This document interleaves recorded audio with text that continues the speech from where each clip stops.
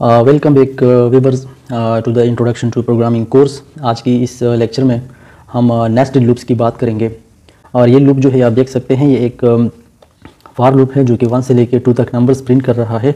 तो आप देख सकते हैं कि जब हम इसको रन करते हैं तो ये इसका आउटपुट इस तरह आपके सामने आ रहा होगा कि this is iteration 1 of exterior loop, फिर this is iteration 2 of exterior loop.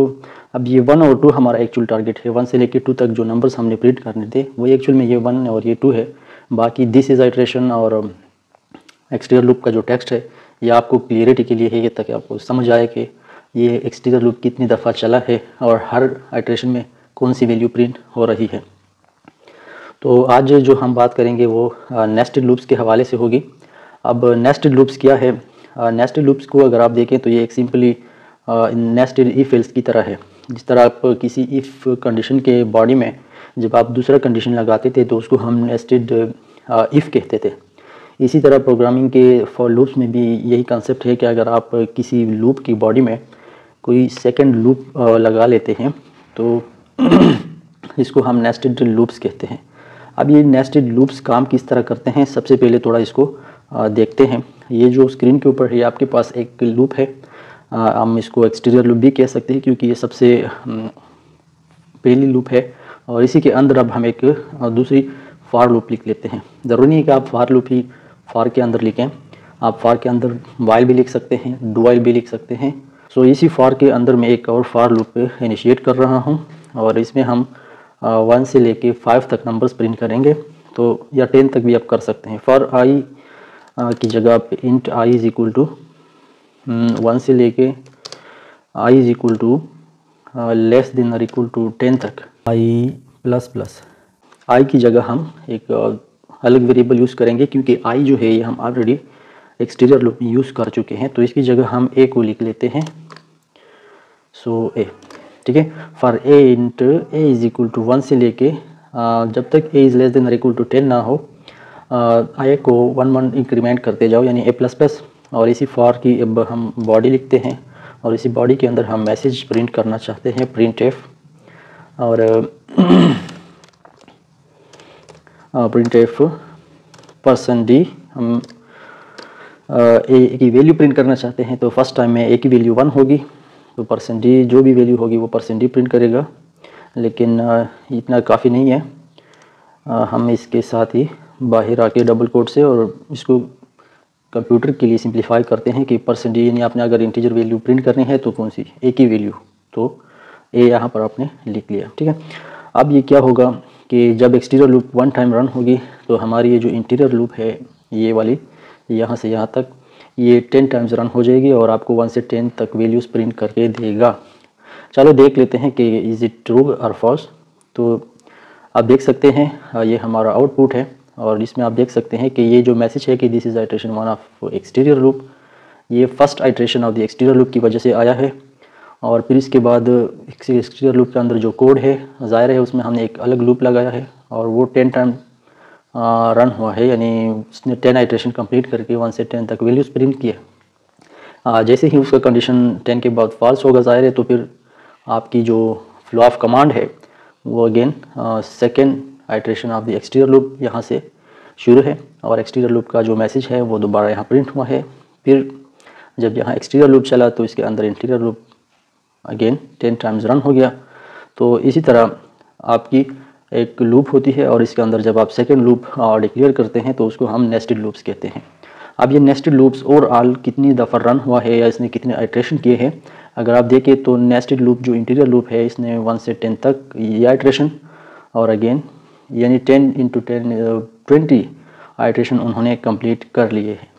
अब इसी पॉइंट पे एक इंटरेस्टिंग पॉइंट ये है कि अगर आपके पास इस तरह की कोई क्वेश्चन आ जाता है कि for example exterior loop 3 times run हो रहा है और इंटीरियर लूप 10 टाइम्स रन हो रहा है, तो इंटीरियर लूप की जो आइट्रेशन है वो कितनी होंगी। सो ओवरऑल आपने इन दोनों की टोटल आइट्रेशन मल्टीप्लाई करनी है। जैसे कि यहाँ पर एक्सटीरियर लूप 2 टाइम्स रन हो रहा है और interior loop 10 times, so 2 multiplied by 10 is equal to 20 times interior loop run होगी, आप देख सकते हैं, ठीक है।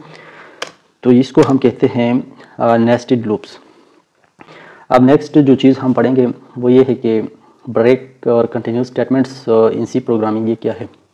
ये दोनों कंट्रोल फ्लो स्टेटमेंट्स हैं, मतलब इसके ज़रिए हम अपनी कंट्रोल ऑफ एग्जीक्यूशन या फ्लो ऑफ एग्जीक्यूशन जो होती है अपनी कोड की, उसको कंट्रोल करते हैं।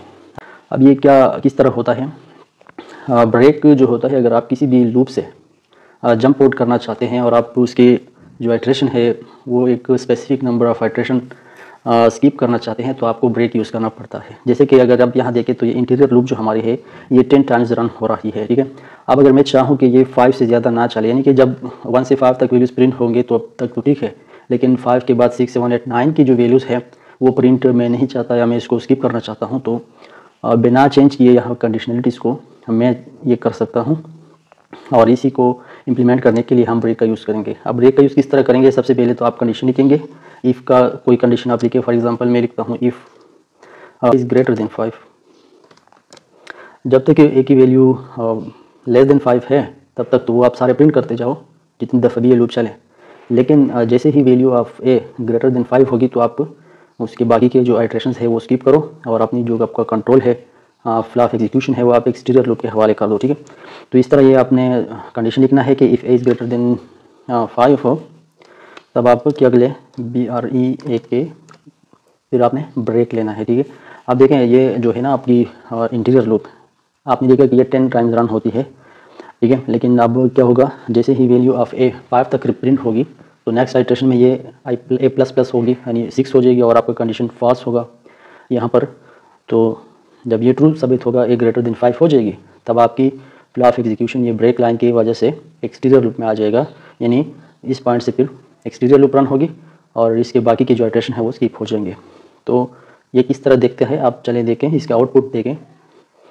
तो आप इस आउटपुट में देख सकते हैं कि फर्स्ट एक्सटीरियर लूप ने यहाँ से रन किया, और पहले जब हमने एक्सटीरियर लूप को रन किया था तो 1 time execution of exterior loop के बाद 10 टाइम्स एग्जीक्यूशन था इंटीरियर लूप का। लेकिन अब इस टाइम क्या हुआ है, 5 तक इंटीरियर लूप चला है और जैसे ही नेक्स्ट आइट्रेशन यानी 6 के लिए उसने चेक किया तो आपका कंडीशन ट्रू था, ग्रेटर देन 5 वैल्यू आ गई, तो उसी पॉइंट से एग्जीक्यूशन आया है डायरेक्ट।